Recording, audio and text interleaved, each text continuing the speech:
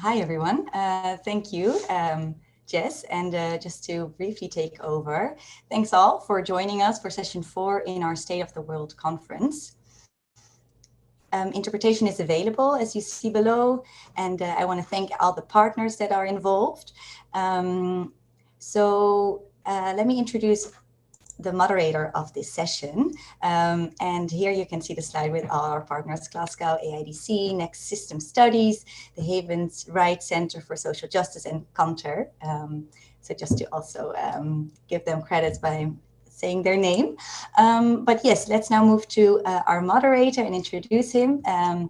We have David Fick to lead this session. He's a TNI associate and an environmental sociologist and political economist. He chairs the board of BioWatch South Africa and is an active in a number of energy-related struggles, including Earth Life Africa, the Pushing Back Coal and Pushing for Renewable Energy Coalition, and the Energy Governance Initiative South Africa. So over to you, David. Hi, good afternoon, everyone. I'll just welcome to this session. We have a lineup of very extraordinary speakers, and we hope that you will also be able to make a contribution as we go along. Unfortunately, one of our panelists hasn't been able to make it. She is Abeer al-Butmeh from Palestine, and she has had a death in the family, so it's been difficult for her to join us today. So thank you to Lavinia for kicking off. We'll start today with Mark Swilling, and I just want to introduce him. He is Distinguished Professor of Sustainable Development and at the Center for Sustainability Transitions at Stellenbosch University in the Western Cape in South Africa, and sits on the board and chairs currently the board of the Development Bank of South Africa. He's on the National Planning Commission of South Africa. He has a seat at the Club of Rome, and very relevant publications, including one on the just transition, The Age of Sustainability, it's called, and we hope you will get to read it, as well as having participated in a very important project on state capture in South Africa under the previous president. So open to you, Mark, and we'll hear from you first. Thanks. Okay, thanks very much to all the colleagues involved and all the organizations that are partnering in delivering this event. And good to see you again, David. So I'm just going to make a couple of provocations, and then hopefully we can get into the discussion, of course. So obviously the first point to recognize is the rapid expansion of renewable energy, especially since 2004, the early 2000s. Renewable energy investments are now over the $500 billion mark, which is double total investments in fossil fuels and nuclear combined. This massive growth really took off after 2004 and was driven by a combination of public sector investments in higher risk technologies which got lower risk, which then created the framework for increases in private sector investment in renewables. And that wouldn't have happened on that scale without the introduction of auctions. But before I talk about that and its implications, obviously one of the big drivers of this massive increase in public and private sector investments is the dramatic drop in prices over the last decade by around 90%, and more recently battery prices dropping really drastically. But what this story that I've just told, which is really the common story of this co-determination of public and private investment, what it ignores is the history of investment in renewables in the front runner countries, Denmark and Germany, where the investments were through cooperatives primarily. By the year 2000, 80% of windmills in Denmark were owned by cooperatives of one kind or another. And by 2012 in Germany, 50% of solar was cooperatives. And if you look at the institutional structuring of these investments, it was citizens, local authorities, non-profit banks, community banks, and development finance institutions. So that's a story that's not often told. So the dramatic shift in the global renewables industry really takes place between 2008 and 2015, when a particularly powerful group coalesced. People inside Irene, the World Bank, the EU Commission, the DG for Development, REN 21, the PSR consultancy in Germany, a bunch of people at UCT and the University of Cape Town, Ecofis, DTU, and the Fraunhofer Institute. These people got together around a global imaginary to replace the feed-in tariffs that had been the demand of social movements that created the space for the emergence of the cooperatives, as well as many other forms of renewables. But if you look at the figures, by 2020, 116 countries had adopted the auction mechanism as the primary mechanism for procuring renewables. And if you look at the history of the auction mechanism, basically it's crafted and designed primarily by DFIs, development finance institutions, because it places the state at the center of directing market processes and investment processes. So although it kind of creates a highly competitive framework which drove down the prices, it was nevertheless in control of national states. But the race to the bottom is now beginning to have negative implications. If you look at the slowdown of investment in Germany, which the Easter package, as it's referred to, is trying to reverse, as prices have been driven down, and now we see this in South Africa as well, there's a decline in investment and an increased incentive for concentration. And once that concentration and consolidation gets to a certain point, we're going to see a rise in prices again. And that typically capitalist market dynamic is not exactly consistent with what is required in the context of the climate crisis. So if we could just going back momentarily to the cooperatives as a part of the history of renewables, which is not often told, and it's actually quite a long history. If you look at rural electrification in the US, where I am now for a month or two, cooperatives were the institutional mechanism for delivering rural electrification, even in the US.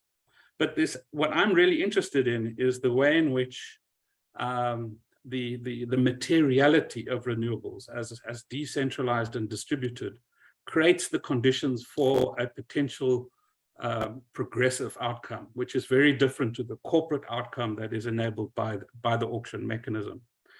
And if you look at, some of you might know Mitchell's book called Carbon Democracy, where he essentially argues that coal was the basis of social democracy, because coal, you need mines, which has mine workers, which means you have mine worker unions. You need railways to kind of move the coal, which means you have railway workers and railway unions. And it was those two industrial unions that were the backbone of industrial unionism, as the backbone of the Labour Party, social democracy, etc. So that's the link between coal and social democracy. And then the rise of oil, Maggie Thatcher closed the coal mines, North Sea oil, etc., etc. What becomes the basis for neoliberalism and globalization. So the question then is, if those two material infrastructures were the basis of certain political hegemonic projects, what is renewables the basis of? Is renewables simply going to be decentralized material infrastructures that are financialized through the global financial system and doesn't really change anything? Or can it become the basis for an alternative, more socially owned kind of alternative that would be consistent with what is increasingly referred to as energy democracy? So this does raise larger questions about the financial sector. And I'll end off with just making a few comments about that. And we all know that there's been three gigantic flows of cash through the global economy since the 1970s. The 73 oil crisis triggers the flow of petrodollars, which in turn finances the first wave of neoliberalism. The second wave of cash was the rise of China and Chinese surpluses through treasury bonds that then finances the debt-driven consumerism of the 90s and early 2000s. And then after the crash of 2007, it's quantitative easing. And so the question is, where's the next flow? Because QE is coming to an end. Where's the next major flow of cash? And my big concern is that it's going to take place through increasing unequal exchange. In other words, as we decarbonize, pushing down the prices of primary resources to the disadvantage of the global south. So where we are now, after a couple of decades of financialization of the global economy, is there's about $462 trillion worth of assets in the world's global financial institutions. That is equal to 628% of GDP. If you go back to the 1950s, financial assets as a percentage of GDP were between 30 and 50%. So we have a you know, as we all know, it's nothing new, but those, I think, you know, saying that financial assets are 628% of GDP does tell us where money is actually going, which is not into the real world. And we need to understand, I think we need to bring these two things together. We need to think about how the financial system can start allocating capital in the real world to the right things. And the question is that possible? I've recently written a long report on that, and my overall conclusion is the financial system, as it's currently configured, may at best fund what one could call light green transitions with maybe a little bit of social justice. But the chances of the financial system structured in the way that it is now, funding dark green investment, which with a substantial red lining, in other words, both decarbonization and social justice, i.e. a just transition, the chances of that happening are very, very low, probably zero. So if we are interested in investments that further the goals of a just transition, obviously the financial system is going to have to change. Now, one could argue that there are already some fundamental changes underway that have significance. I'll just refer to a couple. One is the rise of the index funds.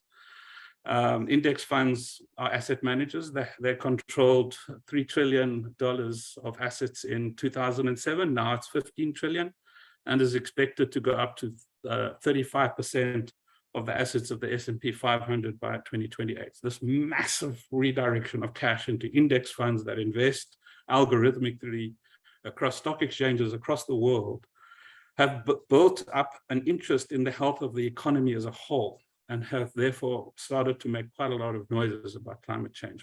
How are they going to allocate the capital? The research says they don't really vote the right way, but that's not their rhetoric. Sovereign wealth funds are now double the size compared to 2007. There are 80 of them, most of them Middle Eastern and Asian. They had about $4 trillion of assets in 2008. Now it's nearly 8 trillion. And they've all recently adopted climate policies. Then there's the development finance institutions. There's 527 of them globally. In 2019, they've tripled in size since 2007. They now have control about $15 trillion worth of assets. And then there are the central banks. The central banks have massively expanded as a result of QE because they're basically printing money in return for assets, and their balance sheets have just ballooned. So they're no longer, not that they ever really were, but they were no longer just the inflation beaters. They've become the stimulators in the context of weak fiscal policies. And they have $38.5 trillion worth of assets now. So my key point is, if business as usual, it means auction mechanisms remain, We have a corporate delivery of renewables, decarbonization without social justice, i.e. an unjust transition. And that needs to change. And the key is going to be the reallocation of investments, which will only happen when the financial system starts to change. And these four that I've just referred to, index funds, sovereign wealth funds, DFIs, central banks, there's some movements there that I'm detecting that are suggestive of, I'm not necessarily saying of good things, I'm just saying shifts in the way in which the financial system, which is seemingly very robust, but is continuously crisis prone, is maybe responding to the shifting dynamics of the climate politics, renewables, and the limits of the auction mechanism. Thanks. I'll stop there. Thank you very much, Mark. That was very stimulating, and I'll open it up to a couple of questions if people want to just get clarification from Mark's presentation.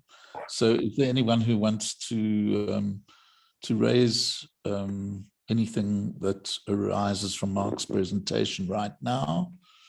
Otherwise, maybe I'll ask Mark, what do you envisage is the appropriate platform for being able to negotiate institutionally what should be changing?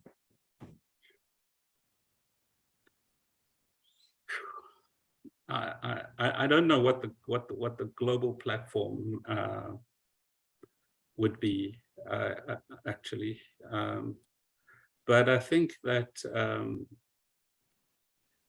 a lot will depend on how the next financial crisis pans out. So if a lot of the speculation that it's going to originate in China and in the Chinese collapse with the domino effect,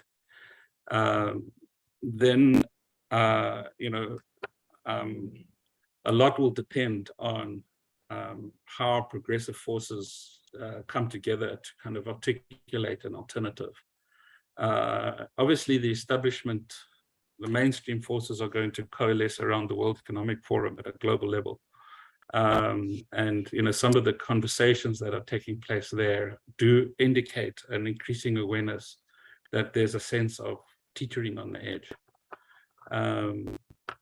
In a national context, I think we need to pay a lot more attention to publicly owned financial institutions. So, you know, as indicated at the beginning, I'm on the board of a state-owned bank in South Africa, and I've been there for about 8 years, and it's given me a real appreciation of the potential for state-owned financial institutions to reorient. The difficulty is many financial institutions were set up after the Second World War with significant fiscal support, which got cut off, and that kind of removed this thing, and these institutions had to become basically not that much different from commercial banks. But they don't have to be that. So I think there are ways in which development finance institutions, and I'm part of a research project with the International Development Finance Club that's looking at this, how they become more long-termist, how they have a much higher risk appetite, and how they become much more effective in leveraging a multiplicity of investments into public infrastructures. And that's far preferable than allowing the private sector just to do what the hell they want. Thanks. From one of our audience, we have the question, why is our energy system failing? Maybe you can give some preliminary sense of how you feel about that. So I assume that refers to why is our fossil fuel-based energy system failing? And I mean, the fossil fuel-based energy system failing primarily because of the increasingly decrepit, aging, and increasingly unreliable coal and fossil fuel-based technologies of the 19th and 20th century. Even in some quite a number of advanced countries, like in the US, for example, the grid is really in a kind of a ramshackle affair. So in the context of that, you have the massive decline in the prices of renewables, but the transition is taking place too slowly. So you can't get new investments in fossil fuels to kind of rehabilitate or extend the old system, and the amount of money going into the new system is constrained, in my view, by the auction mechanism, because the auction mechanism was designed not as a system that is going to deliver renewables as the primary mechanism for the delivery of renewables, but more as a supplementary. And so it's a pipe that is too thin to actually facilitate the flow of capital and investment into renewables. But even if it was a bigger pipe, there's a question about whether, from a social and a just transition point of view, a corporate delivered renewables infrastructure is appropriate. For example, one of the biggest players in South Africa is Enel. Enel used to be Italy's biggest fossil fuel-based energy provision company. It's kind of turned itself around and decided it wants to be the world's biggest green energy company. And they come into South Africa and they compete for market share, not to kind of make much money. So they push the prices down. They kind of push small players out. What profits they are going to be generating in the future as they build this market share is going to land up back in Italy. Actually, they've just been bought by Dubai, I think, or Abu Dhabi. I can't remember which one, or Qatar, actually. So yeah, that can't be the future. So given the decentralized nature of these renewables infrastructures, it has huge potential for energy democracy. And that's not going to happen if we just wax lyrical ideologically about it. We have to redirect capital into those kinds of alternatives. Thanks, Mark. That's very compelling. And we'll get back to the whole question of how the just transition gets back into the debate around investment. So I want to move on to our next. Thank you very much for your presentation. I want to move on to our next presenter, who is Hamza Hamouchene, who is working currently for TNI as the project coordinator for North Africa. He's had a lot of experience as an activist around energy issues in North Africa and particularly Algeria, where he works in an Algerian solidarity campaign and an environmental justice campaign broadly on North Africa. He has a rich experience of global NGOs working within them, such as War on Want, Global Justice Now, and others. And he focuses on issues of extractivism, resources, land, food sovereignty, and also climate and environmental and trade justice. So I think, are we getting Hamza's photo on? Hi, just let us, Jess, are we able to get Hamza? Yeah. There we go. There we go, Hamza. You can take it away now. Yeah. Okay. Thanks for the invite for this important discussion. And thanks, David, for the kind introductions. I'm happy to be sharing the panel with Mark and Irene today, and sad that Abeer couldn't be with us. But I prepared a PowerPoint presentation to share some slides with you. Let me share it. Do you see the presentation? Yeah? Yep. Cool. Yes. And let me know if the slides move, because so I'm going to talk about energy colonialism or neo-colonialism in the North African context. And before getting into this, I'd like to tell you a little bit about the ecological crisis. Is the slide moving? Do you see it? Do you see the slide of the ecological crisis? Yeah, okay, Yeah. cool. Just making sure. So the ecological crisis in North Africa find its clear expression in acute environmental degradation, the exhaustion of land and the loss of soil fertility, water poverty, pollution, disease, as well as the effects of global warming, from desertification to the recurrent heat waves, the droughts, the wildfires, and as well as the sea level rises. Of course, this ecological crisis intersects with other forms of crisis, like the food, energy, and socio-economic crisis. But the question is, how do we apprehend this ecological crisis? For me, we cannot do so without talking about the capitalist extractivist model of development that has been imposed on North Africa by imperialism since colonial times. And from my visits to various sites of extractions, including fossil fuels, in the North African context, I saw what David Harvey describes as accumulation by dispossession, and what Samir Amin calls the development of underdevelopment. We can be confident to say that the impoverishment and the underdevelopment we see in those extraction sites is linked to the wealth of natural resources, which is the paradox of that extractivist model of development that creates sacrifice zones with sacrificial people. So a transition to a more sustainable energy system has become inevitable, but justice is not guaranteed. And that's what I want to focus right now. So North Africa is usually described as a vast empty land, sparsely populated, representing this kind of El Dorado of renewable energy, and constituting a golden opportunity to provide Europe with cheap energy so it can continue its extravagant consumerist lifestyle and excessive energy consumption.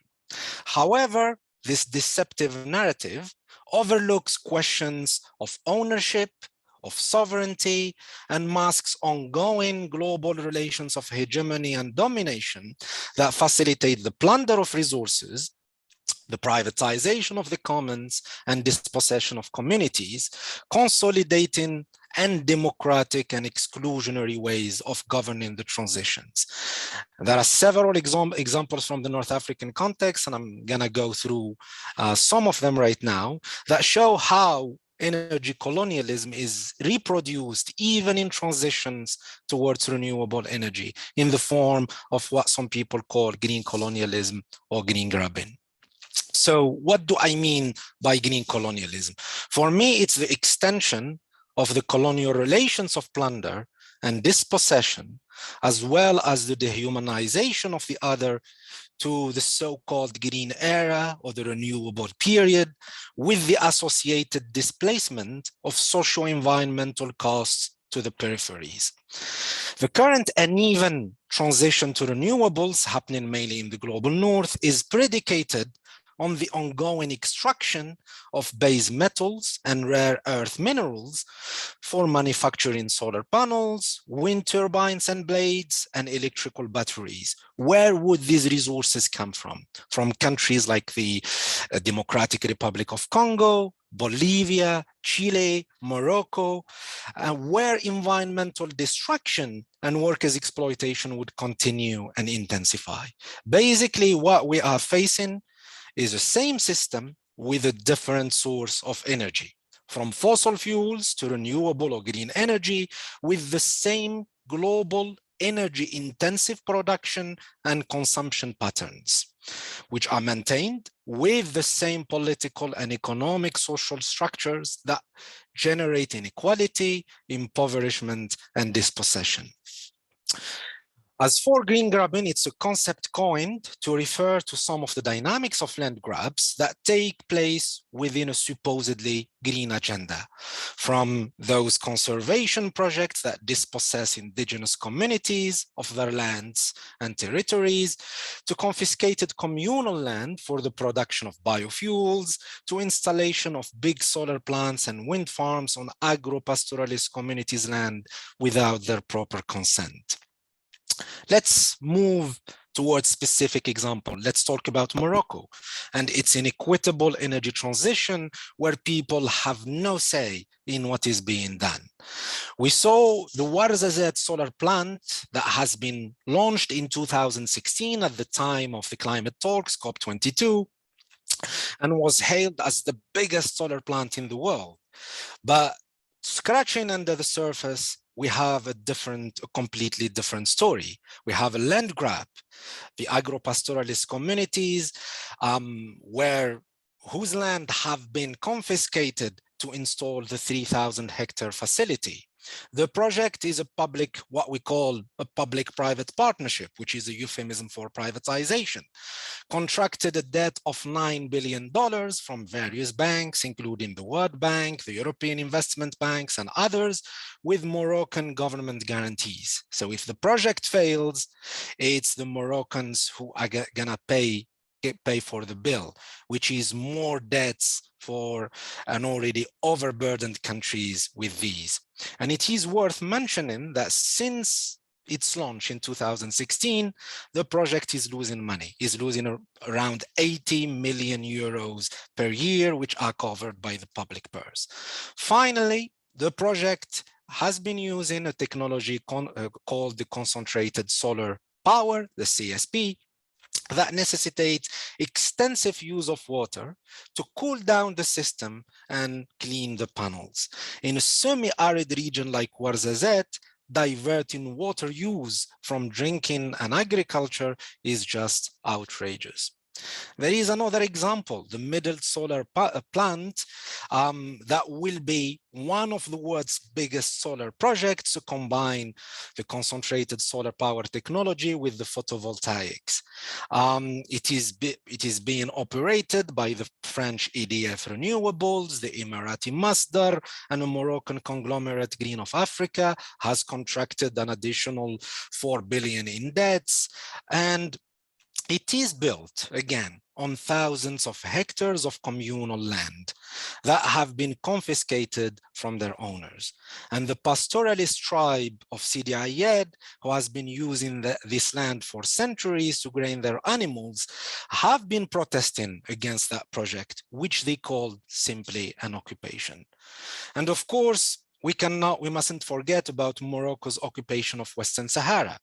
While some of the projects that I've shown now, the Ouarzazate and Middle, could be described as green grabs, similar renewable projects, solar and wind, that are taking place in the occupied territories of Western Sahara can be simply called or labeled green colonialism, as they are carried out in spite of the Sahrawis and on their occupied land. Let's move to Tunisia and to get more examples. Right now, there is a big push to privatize the renewable energy sector and give huge incentives to foreign investors to produce green energy in the country, including for export. There is even a law that allows for the use of agricultural land for renewable projects in a country that suffers from acute food dependency, revealed once again during the pandemic and right now in the middle of the war in Ukraine. One would start to wonder, energy transition for whom? And I have been following another project in Tunisia called Tunur in the last 5 years that has been claiming directly that they want to produce renewable energy for export to Europe, not just the European Union, but that includes also the UK. Once again, we are seeing the same relations of extraction and same practices of enclosure and grabbing that are maintained, while Tunisians are not even self-sufficient in energy. These big renewable projects, while proclaiming their good intentions, end up sugarcoating brutal exploitation and robbery. And it seems to me that we are seeing a familiar colonial scheme that is being rolled in front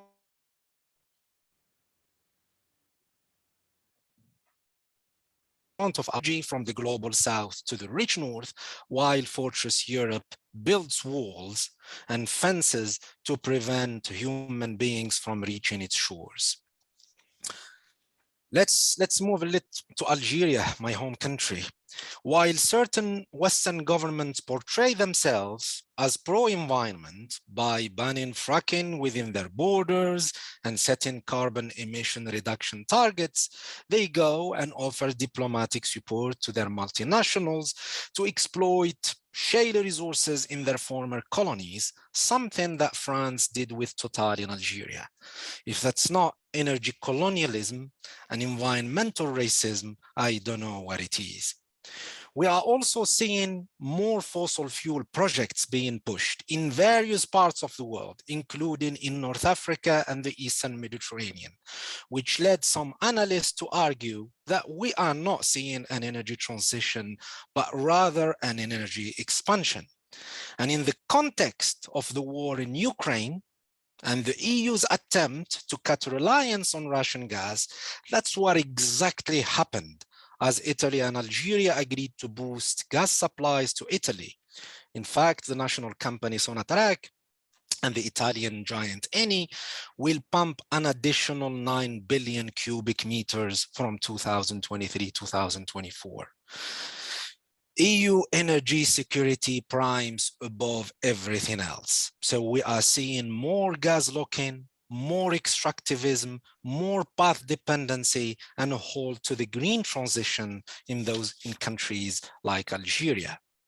I'd like now to finish by touching a bit on the green hydrogen hype, which is for me just another cover for the fossil fuel industry to continue their extractive operations. And we cannot allow for neo-colonial relation to be extended and consolidated in some projects being concocted by the European Union that would like North Africa and other regions in the global south to produce and export green hydrogen to Europe. We have the EU's hydrogen strategy in the framework of the European Green Deal, which is an ambitious roadmap for shifting towards green hydrogen by 2050.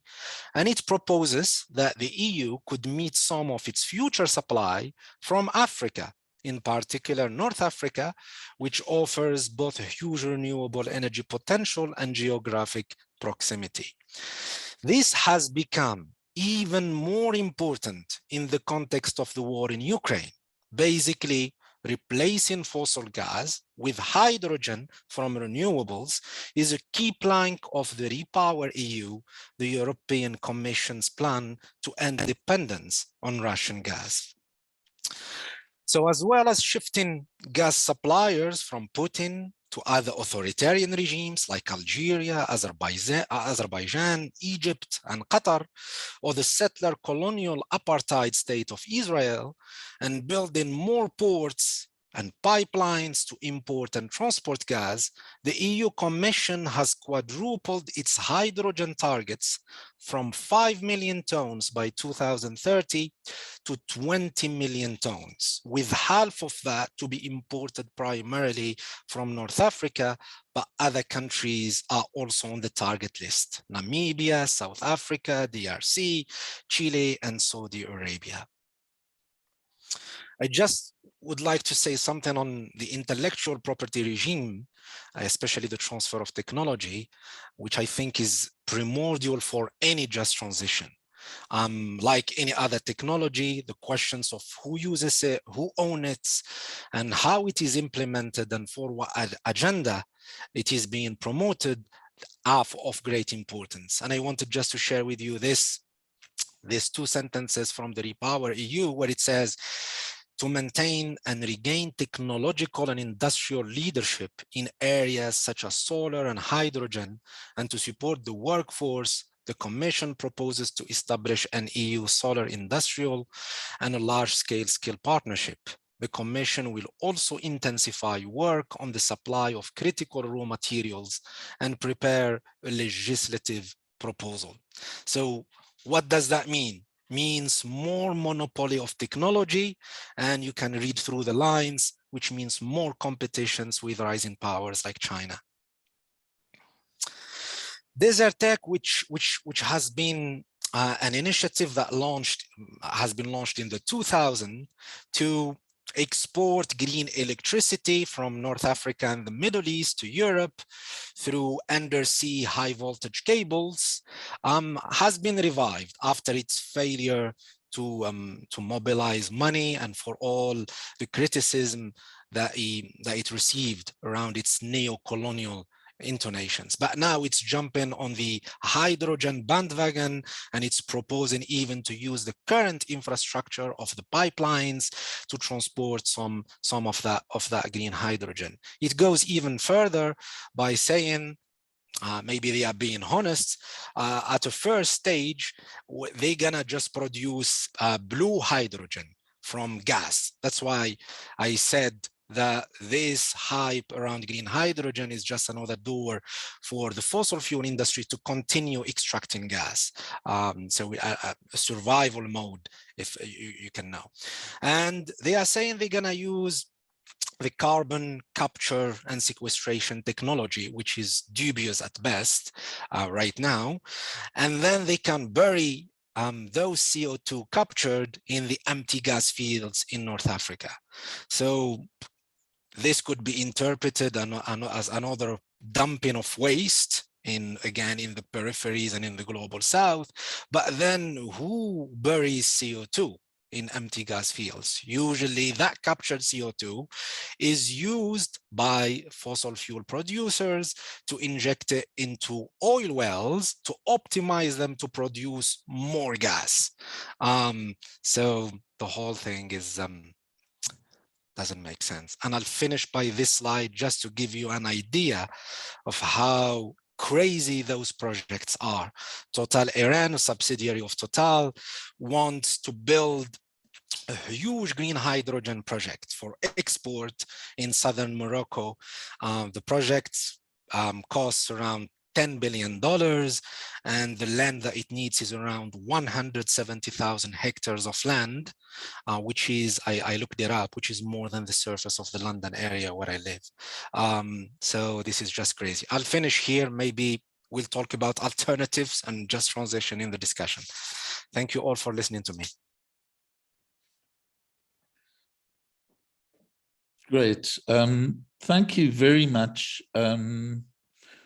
I'm struggling to get my image on the page again, but we'll try now. There we go. No, anyway, Hamza, thank you very much for a very interesting presentation, which actually builds on what Mark was saying, because I think you underlined and stressed the importance of knowing about continued corporate control over the energy sector, particularly of regions where there isn't much democracy. And also you raised the question of some geopolitical issues, which our audience has also raised, particularly the Moroccan occupation, continued Moroccan occupation of the Western Sahara. Now, we know that Morocco has been readmitted without giving up the Western Sahara into the African Union. In fact, it has the presidency of the African Union and has increased its power in relation to both its neighbors and the continent as a whole. I wonder if you could care to raise those kinds of issues, which you called green grabbing and colonial, the vestiges of colonial and remnants of colonial rule, to start with. Thank you. No, just briefly, David. Yeah, I said it in my presentation, like the examples of building solar plants and wind farms in the occupied zone of Western Sahara can be clearly described as green colonialism. And the same thing goes with what Israel is doing in Palestine. I wish that Abeer was here to delve into more details about this, but there are similarities between the two cases. And the Moroccan monarchy is using actually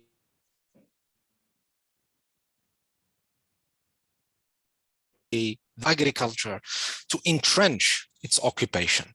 And the plan is even to export some of that renewable energy to other African countries, creating those kind of dependencies. And as you said, Morocco is playing the diplomatic and also as the economic card with other African countries. It's investing heavily in a lot of projects in those countries, giving money, and it's trying to buy the allegiance of those countries, and even the change of positions, of historical position of certain countries towards Western Sahara. Just yesterday, I heard that Kenya just said we're not gonna recognize, the Arab Sahrawi Republic anymore after they received the Moroccan foreign minister. So there is a lot of things ongoing. But for us, if we are talking about just transition in North Africa, we cannot ignore that question of Western Sahara.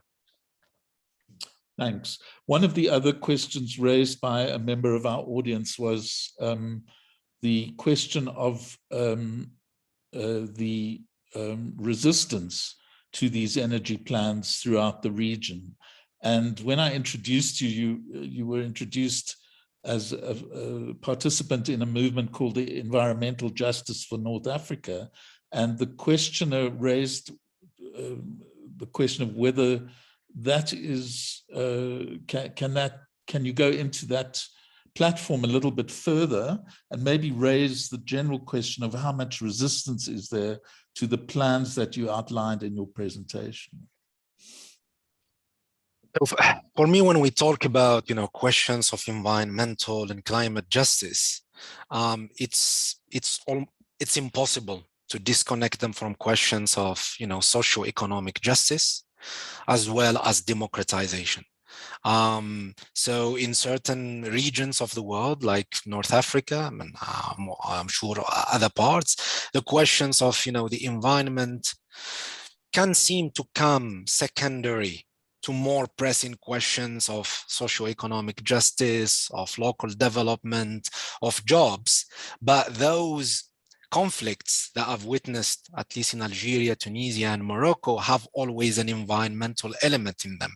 That's why I prefer to call them as socio-ecological or socio-environmental conflicts and struggles. And there have been many during the past. In Algeria, there was a kind of an uprising against fracking in 2015. But you cannot just call it an environmental struggle. These people just rose against fracking because it's gonna pollute. No, it is linked also to their economic exclusion, to their dispossession, because the Sahara, which is where most of the oil and gas in Algeria come from, is an underdeveloped region compared to the north. So people are seeing those projects a way of coming and dispossessing them, destroying their livelihoods, and adding more pollution to there. Tunisia, since the revolution in 2010, 2011, we've seen an explosion of these kind of socio-ecological struggles around extractive sites, like phosphates, like fossil fuel. People are asking for the redistribution of wealth, for jobs, for local development, but at the same time, they want a decent environment where to live in. So resistance is there. Even sometimes I despair and become pessimistic when you look at the political context. It's not easy, but people are not just passive victims. They rise and resist, and sometimes offer alternatives. I think that's how change come about. Great, thank you. Thanks in general for your presentation and the discussion, and we'll clearly get on to further topics in the course of the session. But I want to introduce our next speaker, Irene HongPing Shen. And Irene is based in New York. She works as the outreach coordinator for the trade unions and for energy democracy, which is a global network of trade unions and labor organizations. The TUED work includes working within international programs for labor, climate, and environment at the School for Labor and Urban Studies at the City University of New York, in which Irene is a big participant. And she also is represented as a member of the local trade union in the university called the Professional Staff Congress. So she's going to give quite a strong labor context to the whole question of energy democracy and tell us a bit more about what she's researching and doing. Thank you, Irene. Thank you, David. Yeah, thank you for the introduction. I know those acronyms are quite a mouthful. There's many words in each acronym.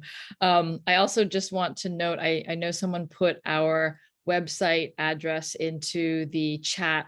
Apologies, but our website is currently under construction. And so while you can find some of the working papers and some of the past bulletins, it's very unappealing at the moment, and it's under construction, so we'll be up shortly. So thanks for your patience on that.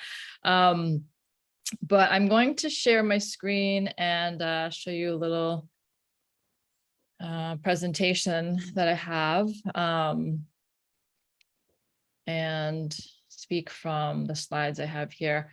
So first of all, thank you to TNI for inviting TUED to be part of this this panel and this session. And already the conversation is so great and stimulating with Mark and Hamza's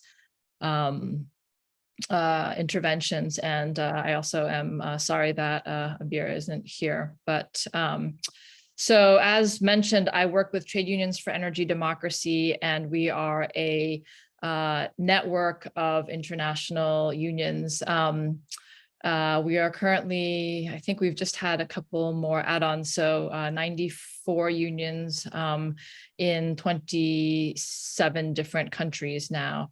And we also have some allies, some research unions, research units that work with unions that are part of our network as well. And obviously we work closely with TNI. And our project, we do some research and analysis, and we also do some actual work on the ground with unions, particularly around their climate policies and positions and programs for their unions, with a focus on the public ownership of energy. So I'll start with our main analysis. Our analysis has three main assertions to it. And some of this has been mentioned in the previous interventions, but I will go into some of it a little bit more. So first, today, we are witnessing an energy expansion, not an energy transition. So when we talk about, the just transition, we're saying that we're a long way from a just transition. We haven't even reached the transition. Two, the green growth neoliberal approach to climate protection and energy transition has been ineffective. And there's been some reference to that as well. And number three, an alternative public pathway approach is urgently needed. So I'll begin with the first assertion here. So this graph shows up to 2021 that the world consumption for energy right at this edge here is increasing, and it's increasing every year. And in that increase, the gray color here is coal use, the red is natural gas, and the green is oil. And then the renewables, solar and wind is orange, and then hydroelectricity is the blue here, and the nuclear energy is this lighter orange here. So you can see that fossil fuel use is also increasing as the demand for energy goes up. So we are not actually seeing a transition, but an increase in fossil fuel use as well as a demand, or to meet the demand of energy. So where fossil fuel use, where is fossil fuel use coming from, and where are the emissions coming from? So emissions have historically come from developed economies, primarily in the north. So from this graph on the right, you can see that red is the developing countries and the yellow is, red is developed countries, the yellow is developing countries, and blue, which is very imperceptible here, it's the least developed countries. So decades ago, on the left of this graph, you see the red, the developed countries were emitting much more carbon dioxide, and the developing countries were emitting much less. But in the last 30 years or so, that has really changed in terms of its trend. And you see the developed countries' carbon dioxide emissions actually coming down, whereas the developing countries' carbon emissions are increasing. And of course, the least developed countries, again, barely perceptible here.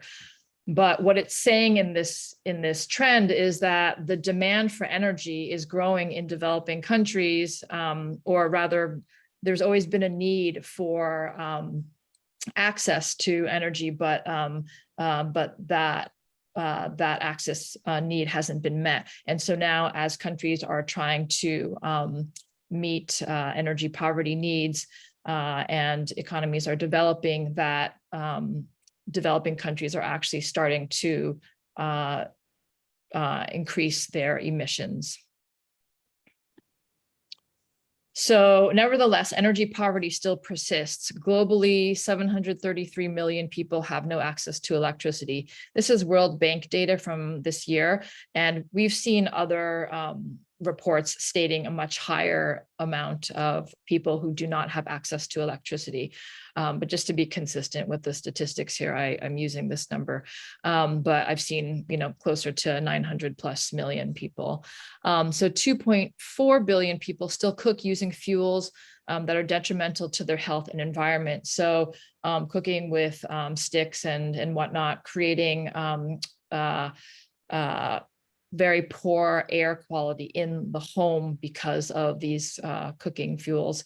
And so that is obviously a hazard to people's health and well-being in terms of indoor air quality, and also problematic. So where we see this kind of energy poverty is primarily in the regions of sub-Saharan Africa, but also parts of Asia. So here I want to point to the fact that I think David mentioned that there is a rise in renewable energy use, and that is, production, and that is true. And in this graph, we see, China is a unique entity, and it is a developing economy, but it's also has a lot of unique conditions that sort of set it apart from other developing economies. But in this graph, you see that wind and solar power that's being produced in China is actually greater than that in the United States, although the mix of energy that's being used in each country is similar. And that's the darker red here compared to the darker blue. And the actual production, oh, I'm sorry, that's not true. The comparison between the China and US use of renewable energy in their energy mix is down here, the 10% to the 9%. And then the wind power is the darker red and the solar power is the lighter red. And in the United States graph, it's the darker blue that's representing the wind power, and solar is lighter blue. And so I think the point here is that there is increased production of renewable energy that's happening everywhere.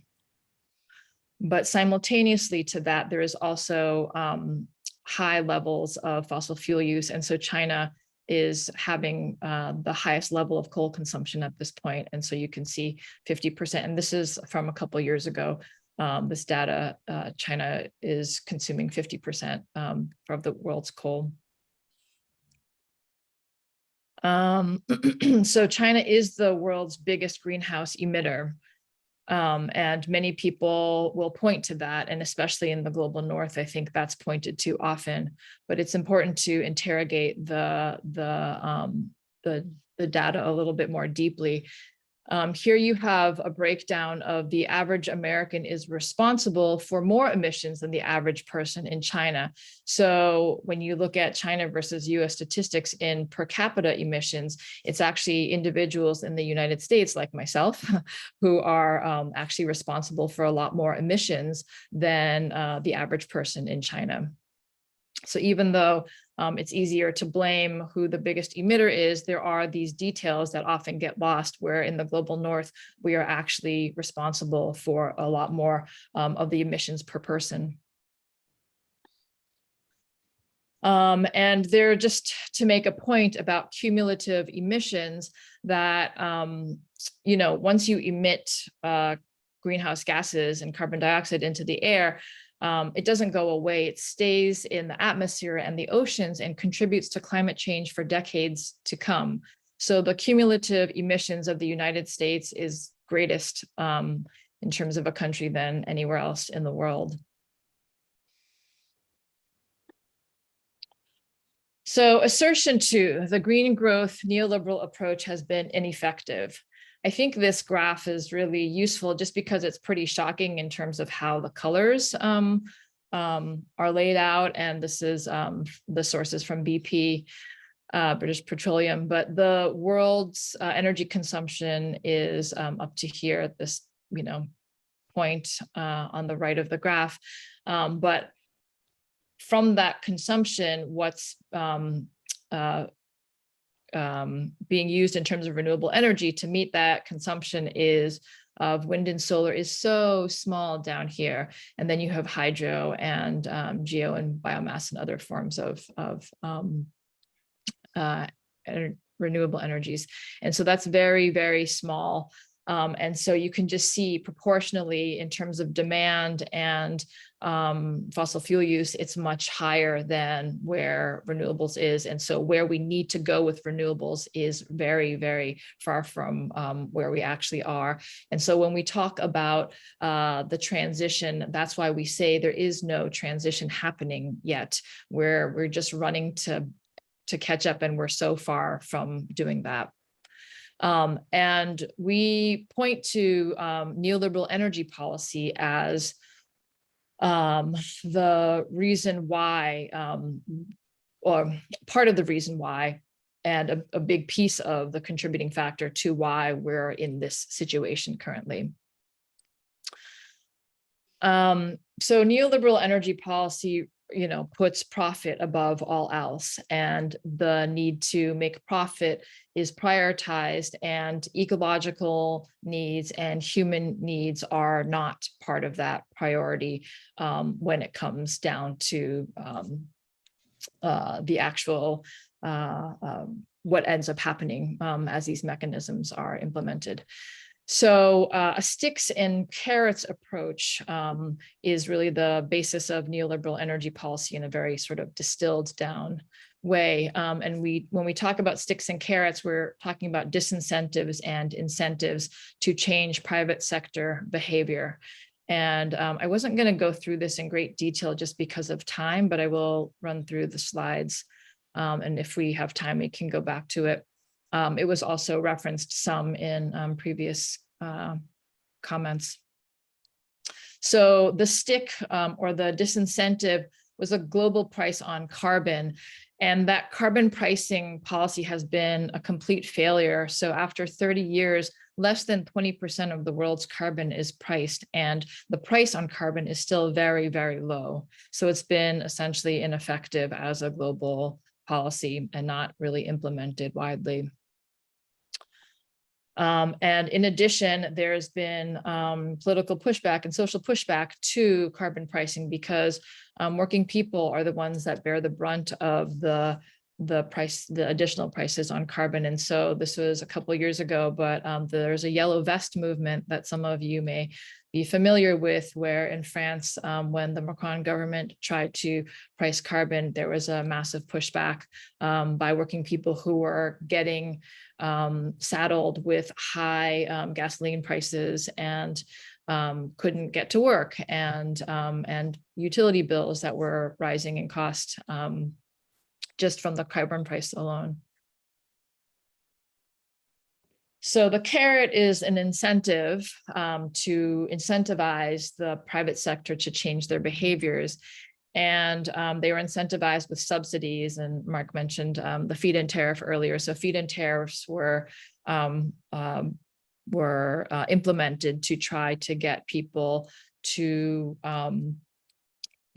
turn towards renewable energy and then make those investments to install solar panels and whatnot. But what we see is that there has been way too low a level of investment, which is this darker blue line down here, and this sort of lighter green up here. This is the range that the IPCC report says we need to be at in order to have the investments where we need them to be to reach or to stay within the 1.5 degrees of global warming. So essentially investments have been too low. And so we moved from those subsidies to the auction mechanisms that also Mark was referencing. And what the auction mechanisms have done is they've forced renewable energy companies to compete in these systems, and that's driven the prices down. And you can see on the right the lines for different countries, and the prices are going lower and lower. And you might think that that's a great thing, where these companies are bidding for government contracts, pushing their bidding lower and lower so that they can get the contracts. But in fact, lower bids means a reduce in profits, and it ends up discouraging investment, because if you can't get a good return on your investment, why are you going to invest in that industry? I will just point to this picture because I think Hamza mentioned it briefly about public-private partnerships, but you have these private renewable companies doing contracts with the government, and so you have a public-private partnership. And I think what's captured in this graphic is that there's a partnership and it's supposed to be, a good deal, but then what ends up happening to the partnership is that the private entity ends up eating up the public. And so you have the public enriching the private sector is how these deals end up playing out. And so that was sort of the sort of takeaway here, that neoliberal energy policy, when we think about issues of justice, the public sector ends up paying for the enrichment of the private sector. And of course, you have those that are on the end of poverty, working people, the working poor, that end up being disproportionately impacted when you have the public sector paying for the enrichment of the private sector. And now to the third assertion is that we urgently need an alternative public pathway. So if we're not going to go down the pathway of neoliberal energy policies in the sort of business as usual ways that we've proceeded in the last decades, what is the alternative? And I'll just mention here that 10 years ago, Trade Unions for Energy Democracy, the network, started with conversations at the Rio+20 climate talks in 2012, when the unions from the Global South in particular were saying the green growth model of addressing climate change is not going to work. We need something totally different. And from those discussions, there was another meeting called after the Rio climate talks, the Rio+20 climate talks. And that meeting was called in New York. And from that emerged the Trade Unions for Energy Democracy Network. And at that point, it was just a handful of unions. But from there was a discussion for the need of an alternative pathway. And this alternative pathway was the public pathway approach. And I'll just mention that, public does not guarantee democracy or justice at all. There's a necessity for a fight and a struggle against the power dynamics that currently exist and play out in, what Hamza was referring to as neocolonial dynamics of power that play out globally. And those struggles for power exist now, and they will continue to exist. But I think under a public pathway framework, you have the real possibility of advancing in those struggles for real gains. But under neoliberal energy policies and the way we've been doing things by prioritizing profit first, it's near impossible to actually make permanent gains, because the neoliberal energy policies and the need to expand markets is always going to require the further exploitation of labor and extraction of natural resources. So that struggle needs to continue even if we have a public pathway approach. So public ownership of energy allows for planning, and this is really critical. If you're trying to think about the entire global energy system transitioning, there needs to be planning. So planning eliminates the need to incentivize private investors. It eliminates the need to compete with big energy companies. It also does not require a full cost recovery that ended up getting built into those contracts.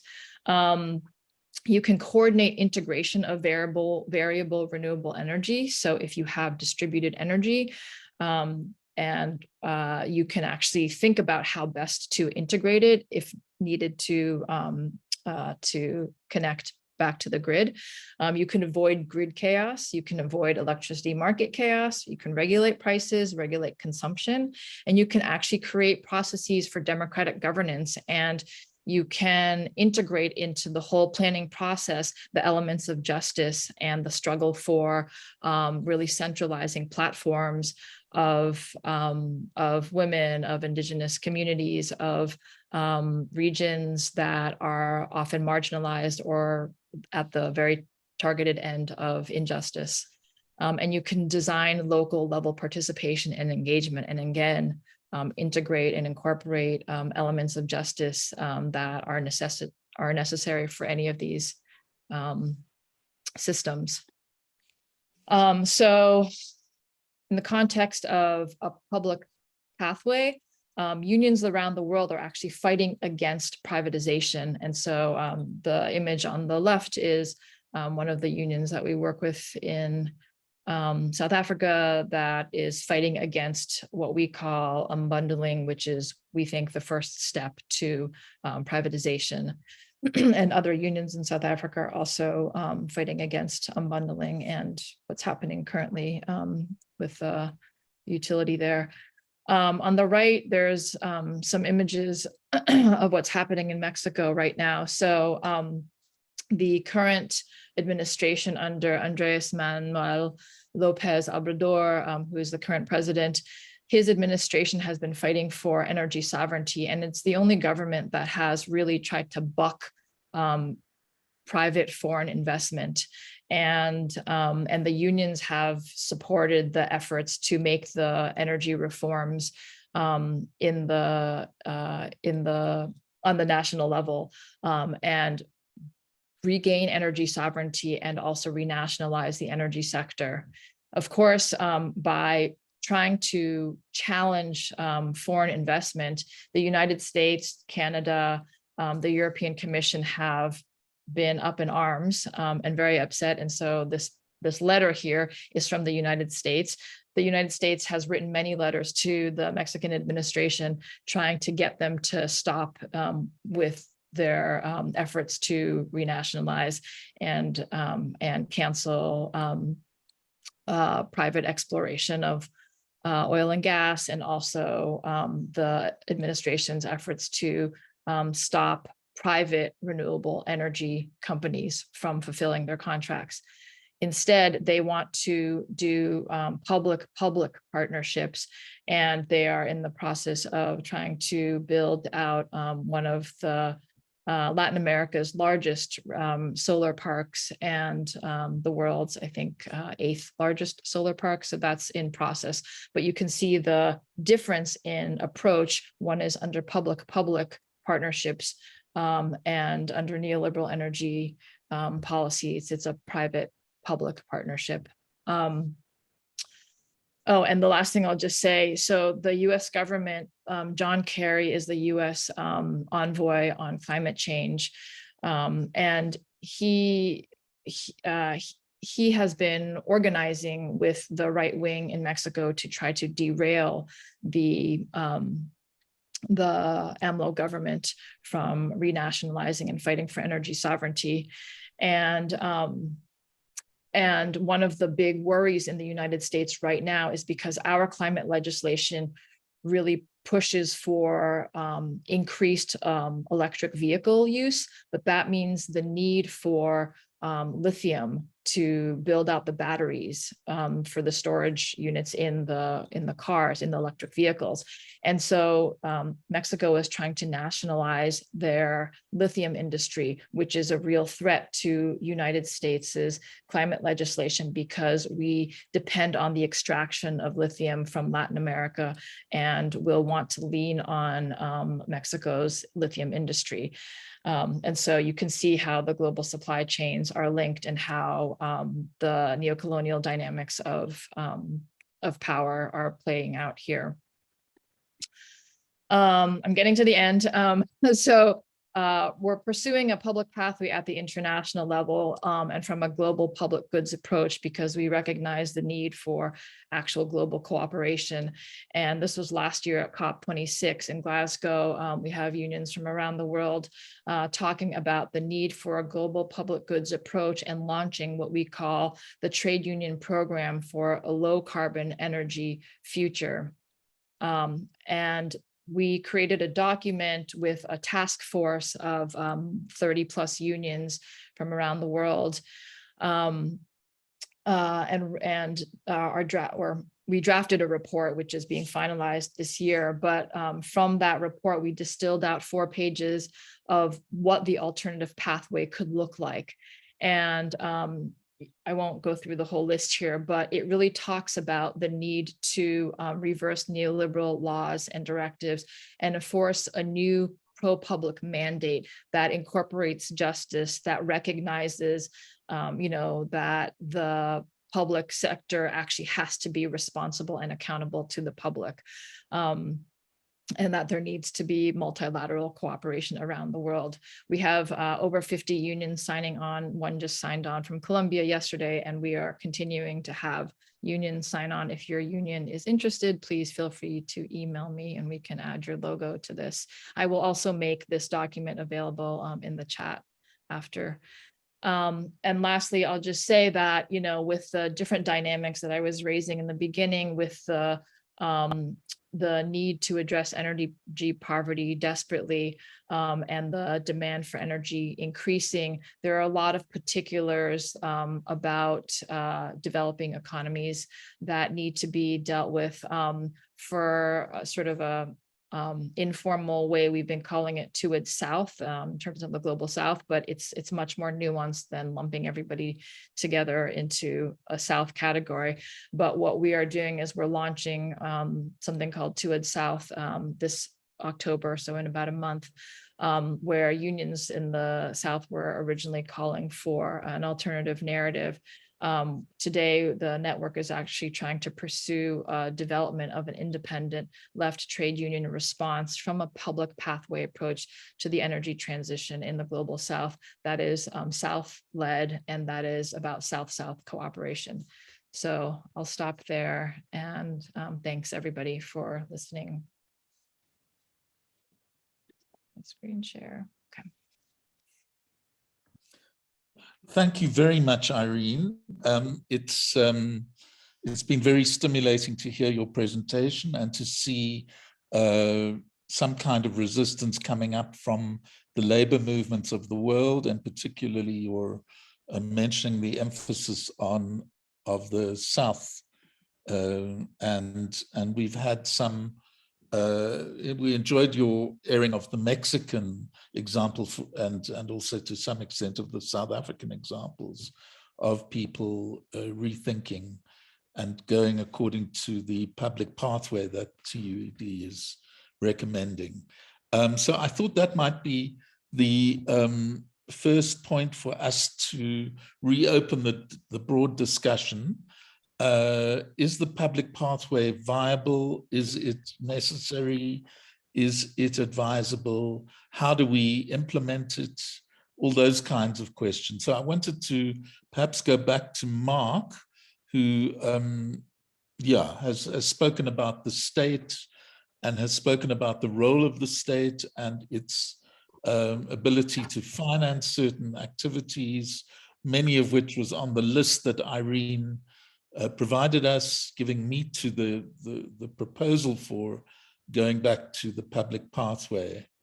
So maybe, Mark, you could kick off with some of your comments on what Irene had to say and linking them back to your earlier points. Thanks. Yeah. Yeah, I mean, it's obviously important that the trend over the last 20, 30 years of privatizing the electricity system across the board is reversed. And so I think there's a strong case for public ownership, and we've just seen what's happened in the UK with the renationalization of National Grid. And the underlying dynamics that drove that wasn't because somebody there were deeper underlying contradictions that were irresolvable in the old paradigm. So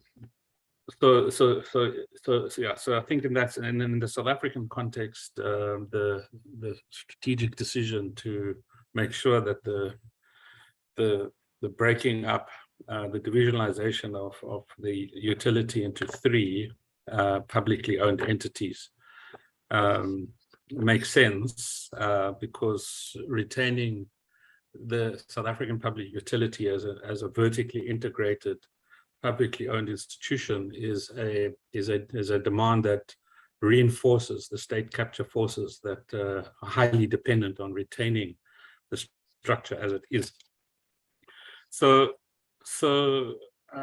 But my concerns are that normally the case for public ownership goes together with the case for public investment, and I'm a bit concerned about that because public resources to do the job. And then what it does, it lets the massive accumulation of private capital just to go and do whatever it wants, remaining basically money pursuing money.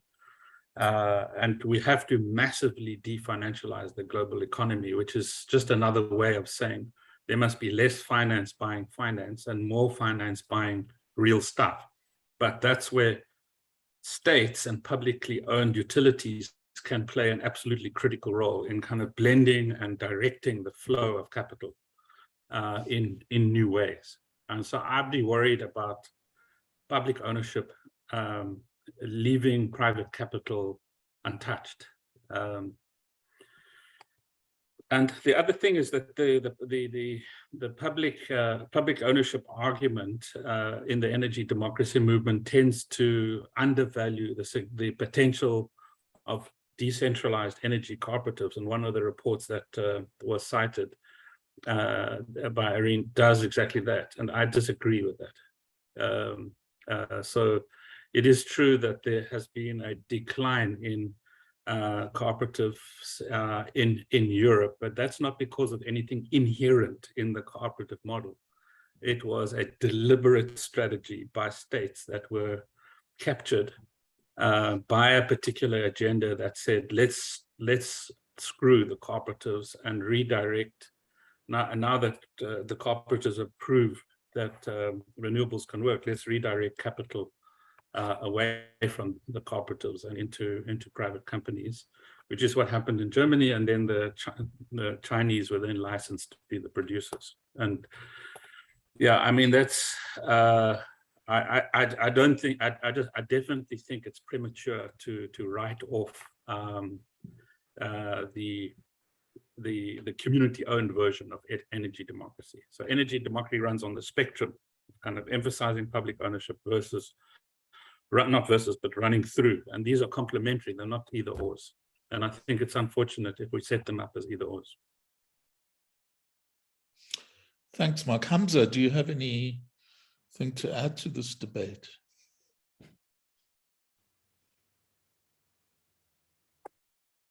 One of the, I think the points that I would like to highlight is that we need like huge public investment and public ownership in renewable energy. I believe in that. And I believe in an important role of the state, given the urgency and the scale of the crisis we are facing. The state needs to play a role. But at the same time, I agree with Mark that, you know, decentralizing and giving space for cooperative could be also another avenue. So I don't see them as mutually exclusive. In terms of money and finances, for me, like for countries, let's say underdeveloped countries or poor countries in the South that are already facing the negative impacts of the climate change. Some islands are drowning. This comes at a cost. So how will these countries cope with those impacts of climate change and at the same time move towards renewable energy? So the money needs to come from somewhere. And for me, we need to start or maybe shift the discussion and talk about climate reparations. So the COP process has been promising, you know, some kind of mechanism for climate finance, which is around $100 billion a year for countries in the global South. But that has not materialized. And some of the money that materialized is in the shape or in the form of loans, additional debts. So for me, we need, when I was arguing for, you know, the free transfer of technology, we need also transfer of wealth, global distribution of wealth. So money needs to be in the form of grants given to countries to decarbonize their economies and face the impacts of climate change. Maybe I'm utopian. Maybe we need some kind of, you know, balances of powers, a shift of balances of power to you know, push this and emphasize it. But for me, without that transfers of wealth, I don't see that transition or, you know, coping with the climate change happening in a just way. And some people would say, okay, this is maybe too big an ask, but, you know, there are some concrete ways of shifting the money. You could cancel the debts. There are some, you know, huge burdens on those countries in the South. You cancel the debts, you transfer the technology. So there are ways of shifting some of the finances and allowing for those countries to cope with climate change and move towards renewable energy. And then there is also the billions, the hundreds of billions, and maybe even trillions of subsidies currently going to the fossil fuels. Let's shift that money towards, you know, that green transition we are talking about. Yeah, these are just a few reflections that, yeah, I'd like to share. Thanks, very useful. Irene, do you want to come back to us with digesting the comments you've heard? Sure. Yeah, I think to address the decentralized energy cooperatives, I think one of the main points that I want to say is that under the current kinds of policies, we don't agree with the ways that decentralization is happening because of the, well, I think there's two different things. one of the key things is the technology issues, because if you're integrating a lot of distributed renewable energy into a grid system that is not planned because it's under neoliberal or under a marketized system, it creates more grid chaos. It basically creates a downstream effect that is damaging on multiple levels. Under public ownership framework, we're not opposed at all to distributed energy generation. I think under a planned approach, you can really think about where do you need distributed energy? Where is it going to be most effective? Where is it going to be necessary? Where is it the only option in certain places because of geography and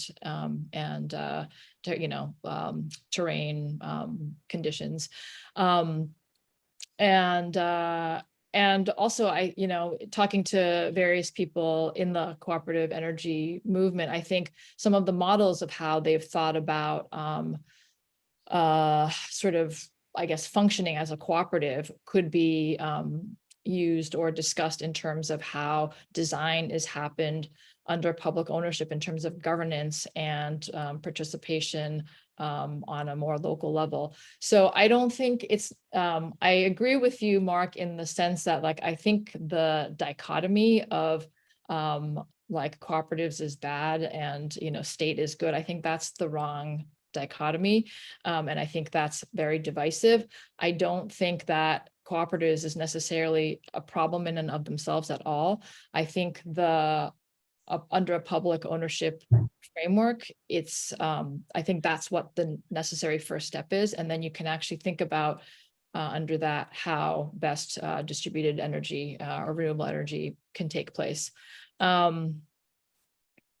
Let's see, I think the other, what Hamza was raising in terms of like the form, how we think about financing some of this rather than loans, thinking about grants that do not need to be paid back, but that, are whatever, I don't know what would be attached to them, but I think there's other ways of financing, and this is not at all my specialty, and would be really interested in hearing, or talking more with Mark in particular about some of this. But I think what you were raising earlier, Mark, about, working with the development bank and the need to finance public infrastructure. I think, there's ways of thinking about that. How do we move money to finance public infrastructure so that all of these systems can benefit and then also be built and maintained? And I don't know what the best way to do that is or whatever, but I think there's like sort of that line of thinking that's possible to explore. Let's see, I'm just looking at some of the other things that were raised. I think those are the two key points. Yeah. Thanks, Irene. Would you rule out, let's say, the municipal level or the sub-national level as an important area of investment and governance? Yeah, I mean, I think there's been a lot of work done around the municipal level. I definitely not ruling out. I don't think we can rule out anything at this stage. I think we really need to explore and interrogate everything, including all technologies need to be on the table. Because with every technology, there is drawbacks, there is extractivism attached to it. There is, because under a market system, I think the only way we have ever interacted with these technologies is understanding them from optimizing profit, right? And so, when people talk about solar panels having a lifetime of, 25 years, maybe they have a longer lifetime. I'm not really sure, but under a marketized system where you're trying to make a profit, maybe that's what's indicating the 25-year lifespan. I'm not sure, but I think we need further interrogation under a public owner framework of all technologies and really assess them at their own merits. What is the carbon footprint for production? What is the emissions reduction in using that kind of energy? What is the the level of waste after the use of that technology is done? How many jobs can you create? I mean, I think there's a whole host of things that need to be looked at, but it has to be decoupled with making a profit. And once you do that, you can sort of have a clear, sort of a clean slate, so to speak, of how to assess these things. Back to your municipalization question, though, we had done some looking into about the municipalization in Barcelona, because I think that has been brought up as a, as a good model to look into and as a success. But I think what we found was if all rooftops were solarized in the city, it would only contribute to 8% of electricity consumption.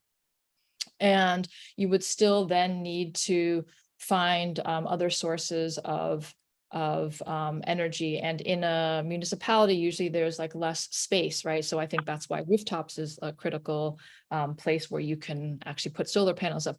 But because of the limited amount of space in municipalities, it's not like you can have a massive solar park or wind farm there. So you still need to think about how to bring in or import energy from outside.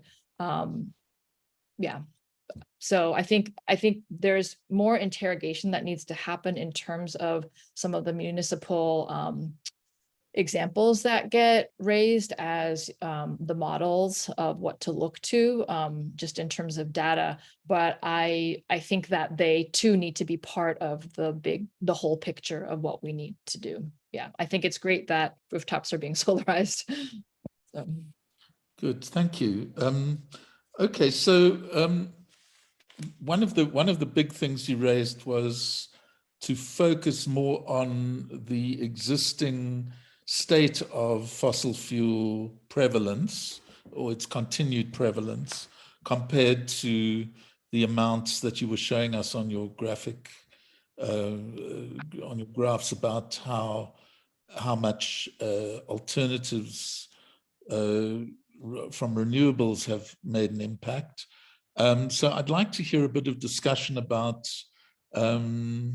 exactly, if we're not recognizing it as a transition, what is going on? I mean, from Mark's presentation, we had a sort of definitive notion that there must be some transition going on. So let's go back to that question, see if we can come up with any further discussion on it. Transition or no transition? Irene, do you want to start with that? Sure, I can. I mean, I think Mark is correct. And I think I tried to make the point that there is an increase in renewable energy. That's definitely true. It's not like we're at a standstill and that's not happening, but I think there is an increased demand for energy also. And the renewable energy coming online is not meeting or it's not going at the same pace as the demand for energy is increasing. And so, I think that's a problem. And I think some of the slowdown is because of the energy policies of today. And just that there's billions of people or millions of people, even though some say over a billion, but people that are in energy poverty that they need access to electricity. And so you have this it's a complicated set of conditions that needs to be dealt with while facing the reality that we're in a global climate crisis. And so I think that's what we're hoping with the To Ed South project. I mean, we don't have the answers to this, but it's something that we really want to try to dig into and think about, how do you deal with this? Right. Hamza, how are you feeling about where we are on the spectrum of, is it a transition or is it really much the same as usual with a little bit of new technology? Yeah, I think it's an energy expansion, but I'm not too wedded towards either transition or expansion. I think we need to introduce also some nuance, because when we talk, we are talking about averages globally, right? But then we need to see where is this transition happening and how it is differentiated, you know, through different geographies and different contexts. If I look at my home country, Algeria, you know, the parts of renewable energy in the energy mix is less than 1%. Tunisia is less than 3%. Egypt is around 6-7%. The only advanced country in the North African context is Morocco. I think it's right now it's aiming for around 50% by 2030. But still, if you look at the electricity mix, because it's different, it's only 20% is coming from renewable energy. So even Morocco is being hailed as the most advanced country in North Africa, in the Arab region, in terms of renewables. Still 80% of its electricity is coming from fossil fuels. So that's why we need to see this energy transition happening in certain contexts, or mainly in the rich north. It's, for me, I see it's happening at the expense of other contexts.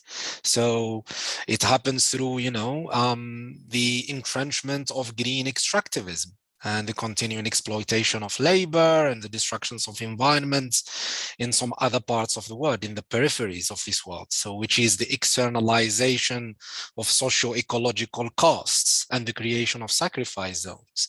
And then also by locking certain countries into continuing to produce oil and gas.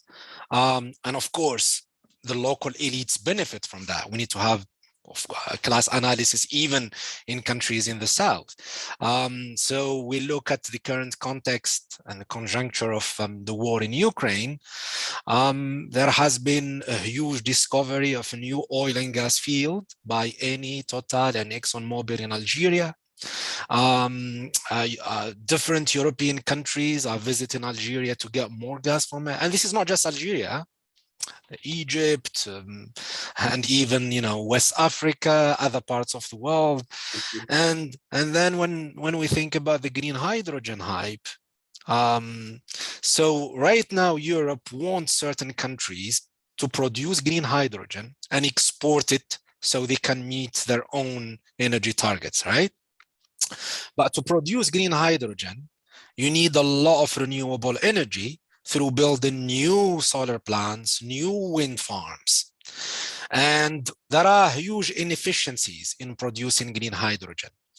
So you'll end up using your own renewable potential that could be used to decarbonize your own economy, to advance, to make a rapid advance in the green transition in your own country. And I'm talking about Morocco, Algeria, and Egypt.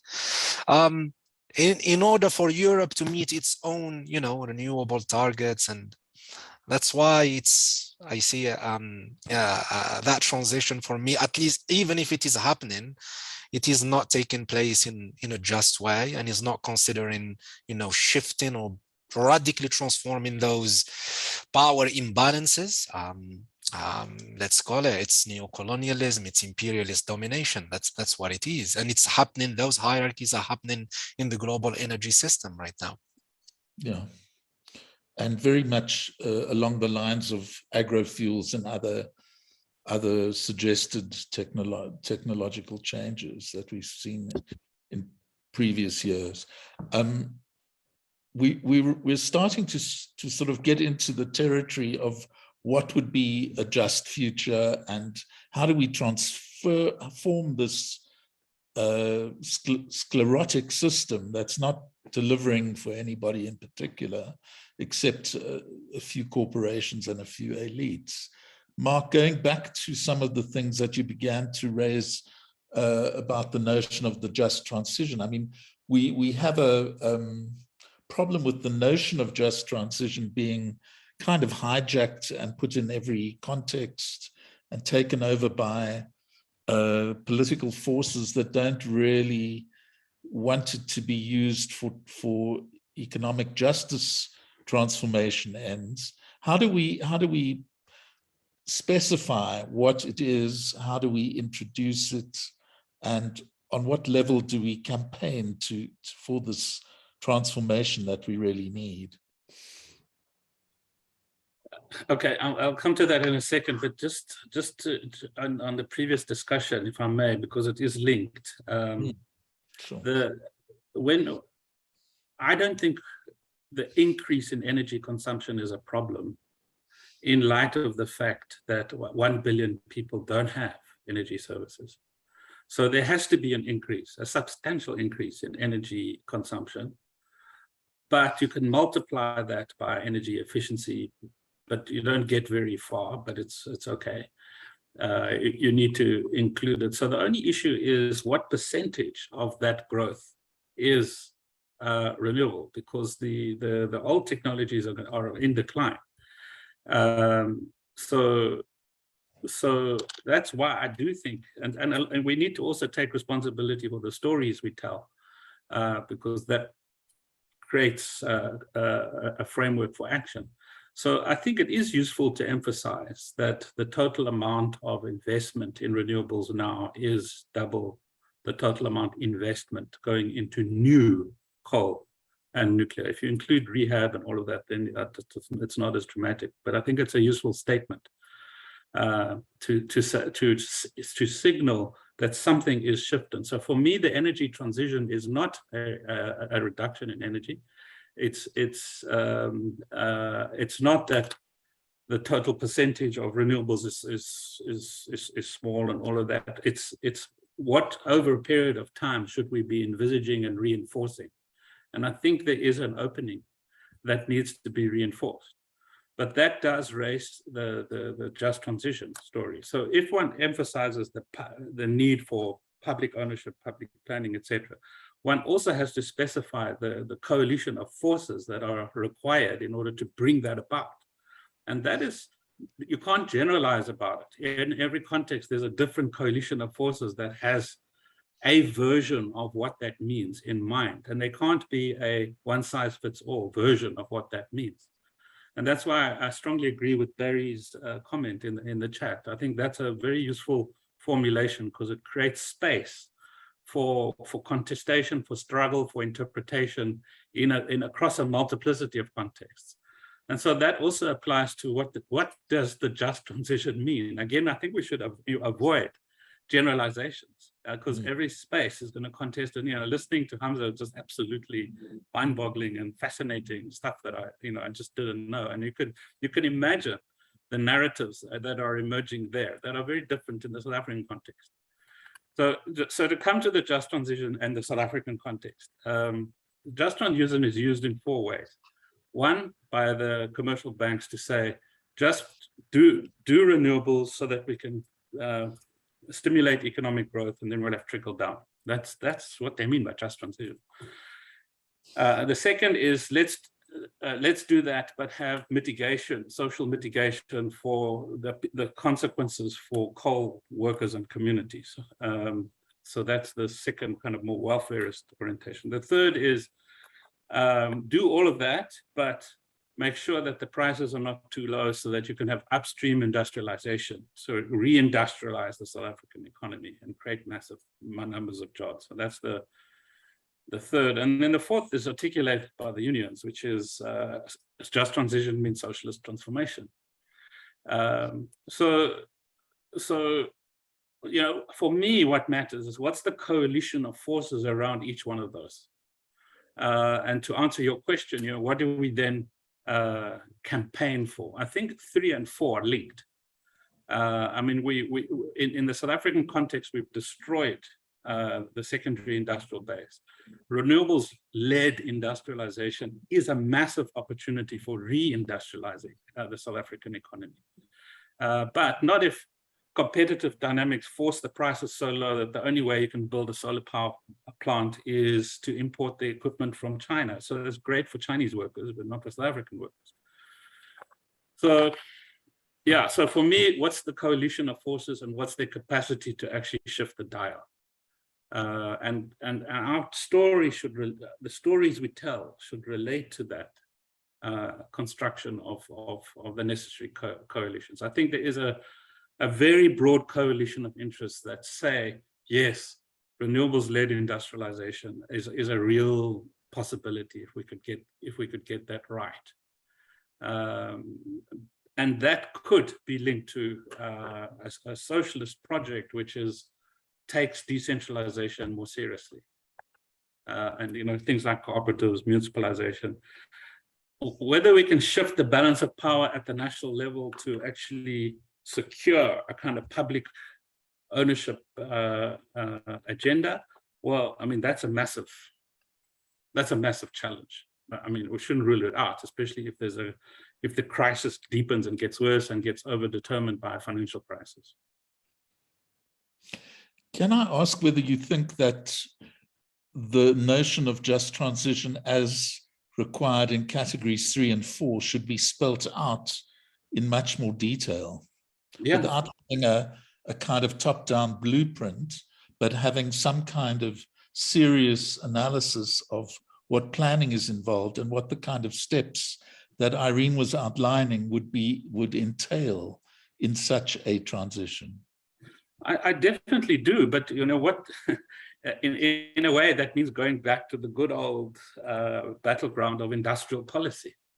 So progressives have always organized, especially industrial unions, have always organized around industrial policies. And so I think we need, in a sense, a new generation of industrial policies, which is not about picking winners, a policy for a particular sector, but a policy that promotes a value chain, which involves a number of different sectors. So it's, in a sense, industrial policies that promote the components of different industrial different industrial components of an integrated value chain. So that would be, in a sense, a new generation of industrial policy that we do need to think about. The intellectuals need to do some hard work together with the unions and affected communities on what does it mean to actually construct jobs, good old-fashioned industrial jobs, And how to link questions of retraining, of social advancement, and so on. I mean, yeah, it's got to be linked. And finance, and the redirect. So in South Africa, we have well-developed DFIs. So we have the Industrial Development Corporation, the Development Bank of Southern Africa, and I like to also include the PIC, the Public Investment Corporation. And if you look at the potential coordination, which is now happening because there's a joint forum of these DFIs, to say, all right, let's mobilize capital around these strategic objectives, reduce risk, and without subsidizing profits, to bring the private sector in, so that it can redirect the flow of capital in the South African context. We need to build a momentum around, investing in the real economy is a cool thing to do. I mean, that's not what people think in the financial world. Investing in the real economy is too much of a risk, so just invest in money. Right. Okay. Thanks, Mark. Irene, what is your feeling about how these things should operate? I think the point about pulling together sort of a coalition of forces is right. I mean, I think the idea of the global public goods framework that we were trying to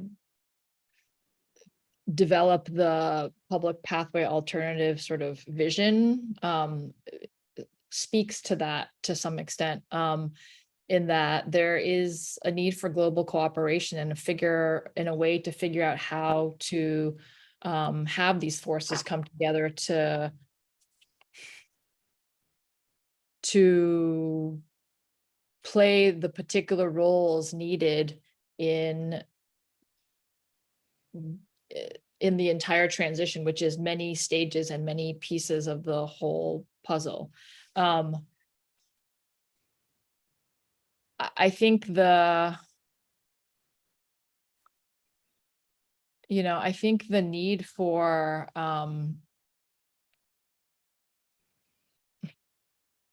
I mean, I think the struggle has always been here, the sort of tension between the need for growing markets and advancing capital, or advancing capital and making profit is always sort of ends up being a tension with the need for figuring out cooperation, because I think, technologies that are advanced in, let's say, the United States may not have the kind of people trained up skill-wise or educated to know how to think about or operate these technologies. But in other parts of the world, there may be, sort of, a buildup of a workforce that has trained and been skilled to think about or understand some of the science or whatever skills needed to run the technologies. I just think that there is the possibility of actually bringing forces together to do this, but it's always been, there hasn't been a call for a global cooperation like that. I mean, like, I think the pandemic was a good example. There were so many opportunities for something like that to happen, which would have facilitated so much more in terms of addressing a global crisis, but that didn't materialize. And I think similarly, we need to demand for something on a more global level in terms of cooperation. But I also think that because of the centuries of colonial dynamics and imperialist dynamics, the ability to develop that level of cooperation is very complex. And how do you move those forces into the places that they need to be to achieve what we're actually trying to achieve, which is ultimately like, saving the human species and all other, ecological species and continuing, life in the forms that we are familiar with. So anyways, I think, I'm not being very specific, but I think there's sort of the general sort of like bigger, broader vision, and then there are the nuances of each region and the particulars of each country, or even, smaller regional area based on the conditions, whether it's, weather conditions or infrastructure or social or political conditions that need to be integrated into thinking about how best to approach that particular area for dealing with a much bigger global problem. Thanks. Hamza, clearly this is a good moment for you to defend whether you see North Africa as a coherent region generating a sort of social and political fight back against the old systems, and the building a kind of regional kind of coalition on the question of a just transition. How much time do I have, David? 2 minutes, right? We want to end in about 4 or 5 minutes. So what I'll do is allow you to say what you think in a brief response. All right. Segue to your final comment, which I was going to pose the question of what have we left out of the agenda, also in brief. I think I'll just That's make my final comments then, and I'll try to emphasize a few points, at least around my vision of a just transition. I think I agree with the discussion that has been started around this, that just transition will look different in different places. We don't have a universal blueprint that would be applied in every context or in every country. There are some specificities. Maybe what would work in Europe won't necessarily work in Africa. What would work in Algeria maybe won't work in South Africa. And then what would work in maybe urban areas in Egypt won't work in rural areas there. So we need to be imaginative and let the communities and working people imagine their own solutions depending on their own context. The second point for me, especially coming from the North Africa context, and given that COP27 this year is taking place in Egypt and COP28 is next year not be taken in the Emirates, still in the Arab region, is the question of democracy. We cannot talk about just transition without democratizing, our political and economic systems, without real involvement, an active involvement of working people and communities where certain projects are being built. These kind of transition need to be embraced by the communities and working people. They need to feel it is theirs. And that process is not linear. There will be tensions, there will be contradictions, there will be even mistakes made. But as long as we are doing it, through solidarity, through democracy, through values of justice and equality, I think the direction would be good. The final point that I'd like to emphasize is I agree with Mark, at least in the North African context, that we need some kind of industrialization. And I believe that acquiring the technology for that transition is very important. But then acquiring that technology cannot happen in one country. There need to be some kind of transfer of technology. And that needs to happen. That needs to be at the heart of that transition. And then the question of financing. Again, I emphasize that the global north owes a climate debt to countries in the global south, and that finance need to materialize. And thank you. Thanks. Mark, can we go to you? And I suppose the question is, what have we left out of the debate, if anything? Yeah, I mean, I identify a lot with what Hamza is saying, so I don't need to repeat any of that. But I think what we have left out, to be really honest, is finance. We are victims of economic modeling, general equilibrium models that drive economic policy, and there's no finance in any of those models. The assumption that finance is a kind of transition, intermediation transaction between borrowers and lenders is just absolute nonsense. The allocation of capital is an exercise of power, and we have to politicize that, and we have to rethink the institutions and build on the momentum since 2007 of massive expansions of public balance sheets, but doing that in a way that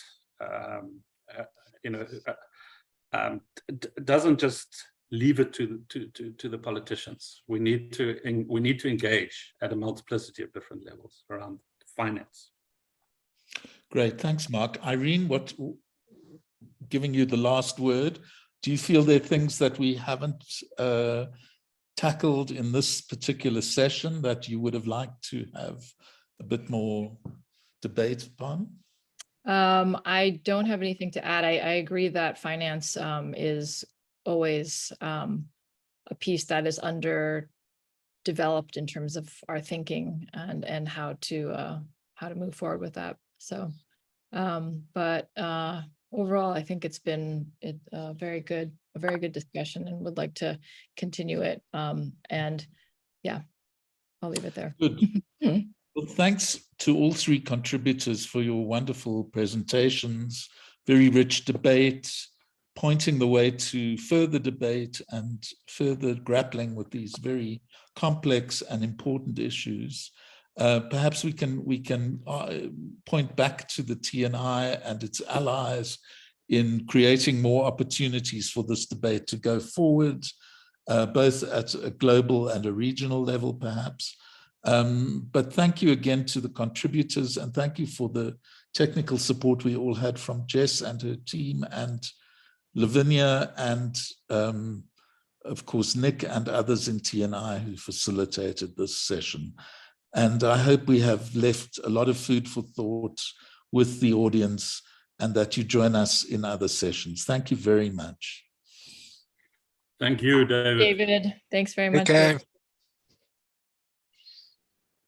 Just to let everyone know, tomorrow we have our next session starting at midday, Central European Summer Time, which is an hour later than the early session today. And that will be exploring how digitalization is changing capitalism and how movements need to be better prepared. And yep, and then we've got a session at 5 o'clock as well. So you can see it on the screen. Thanks so much, Jess. Thank you.